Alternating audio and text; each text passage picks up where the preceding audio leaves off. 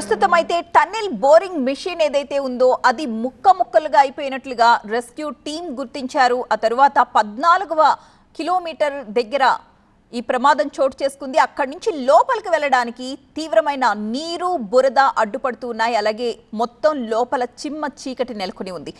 Tunnel boring machine అయితే ధ్వంసమైనట్లుగా గుర్తించారు. దానివల్లే ఈ ప్రమాదం జరిగినట్లుగా తెలిసింది. ఎయిర్ ట్యూబ్స్ ద్వారా టన్నెల్లోకి ఆ బృందం చేరుకోవడం వల్ల ఆ దృశ్యాలు వాళ్ళ కంటపడ్డాయి. మరి లోపల నుంచి ఎవరైనా శబ్దాలు చేస్తే బ్రతికి ఉన్నారు అని అనుకోవచ్చు. కానీ ఇక్కడ ఎంతసేపటి నుంచి మైక్లో వాళ్ళ కోసం అరుస్తున్నప్పటికీ కూడా అవతల నుంచి ఎటువంటి శబ్దాలు రావట్లేదు. బహుశా వాళ్ళు స్పృహ తప్పిపోయి ఉండొచ్చా అని అనుమానాలు కూడా వ్యక్తమవుతున్నాయి. మొత్తం 8 మంది లోపల చిక్కుకుపోయారు. ఆ 8 మందిలో 2 ఇంజనీర్స్ కూడా ఉన్నారు. ప్రస్తుతం ఆర్మీ నిపుణుల బృందం ఆ ఘటన జరిగిన ప్లేస్ దగ్గరికి చేరుకోవడానికి ప్రయత్నాలు చేస్తూ ఉంది. ఎయిర్ ట్యూబ్స్ ద్వారా టన్నెల్లోకి చేరుకుంది బృందం.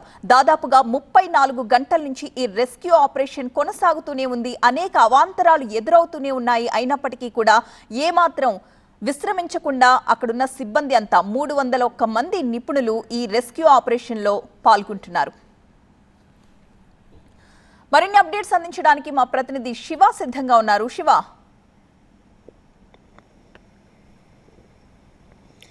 రైట్.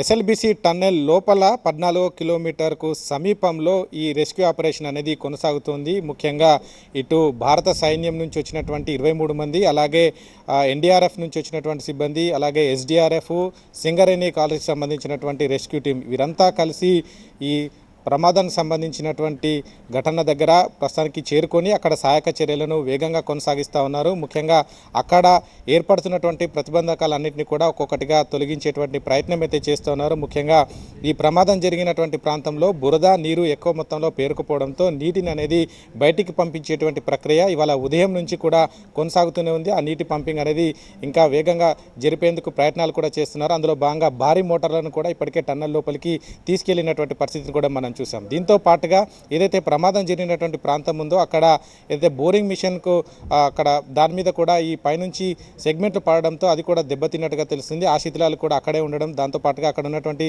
విద్యుత్ ఉత్పత్తికి విద్యుత్ సరఫరాకు కూడా తీవ్ర అంతరాయం ఏర్పడిన నేపథ్యంలో దాన్ని కూడా రిపేర్ చేసేందుకు ఉదయం నుంచి కూడా ఇటు ఎలక్ట్రిసిటీ డిపార్ట్మెంట్ సంబంధించిన వాళ్ళు కూడా లోపల ఆ పనులు కూడా వేగంగా పూర్తి చేస్తున్నటువంటి సందర్భం అయితే కనిపిస్తుంది. దీనికి సమాంతరంగా ఇటు ఎన్డీఆర్ఎఫ్ కావచ్చు, ఆర్మీ కావచ్చు, వీరంతా కూడా ఆ బురద మేటలకు సంబంధించినటువంటి ప్రత్యామ్నాయ మార్గాలను కూడా పరిశీలిస్తున్నారు. అందులో భాగంగానే వెదురు బొంగులతో కూడినటువంటి ఒక నిచ్చెనలను కూడా ఇప్పటికే సిద్ధం చేసి ఆ టన్నెల్ దగ్గరికి తీసుకెళ్లేటువంటి ప్రయత్నం చేస్తున్నారు. దాంతో పాటుగా ఈ డెకోలం మామూలుగా సాధారణంగా గృహ అవసరాలకు ఉపయోగించేటువంటి డెకోలం ఆ తేలికగా ఉంటుంది. దాన్ని కూడా ఈ బురద పైన వేసి దానికి ప్రత్యామ్నాయ మార్గంగా ఈ 200 మీటర్లు ఏదైతే చెక్ పాయింట్ లాగా భావిస్తూ ఉన్నారో ఈ 200 మీటర్లు దాటితే తప్ప ఈ 8 మంది యొక్క ఆచూకి సంబంధించినటువంటి వివరాలు తెలిసేటువంటి అవకాశం ఉంటుంది. ఈ నేపథ్యంలో ఆ 200 మీటర్లను ఎలా దాన్ని దాటాలనే అంశానికి సంబంధించి అయితే అనేక రకాలుగా ప్రయత్నాలు అయితే చేస్తున్నారు. అందులో భాగంగానే ఈ డెకోలం కావచ్చు, అలాగే ఈ వెదురు బొంగులతో తయారు చేసినటువంటి నిచ్చెనలను కూడా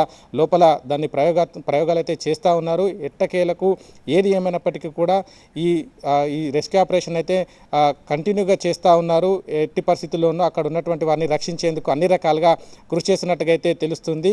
ఈ రెస్క్యూ ఆపరేషన్ అయితే సుదీర్ఘంగా కొనసాగుతున్నటువంటి సందర్భం అయితే చాలా స్పష్టంగా కనపడుతూ ఉంది. ఇటు టన్నెల్ ఎక్స్పర్ట్స్ కూడా లోపలికి చేరుకొని వారు కూడా పలు సూచనలు సలహాలు చేస్తున్నటువంటి పరిస్థితులు అయితే మనకు తెలుస్తూ ఉన్నాయి.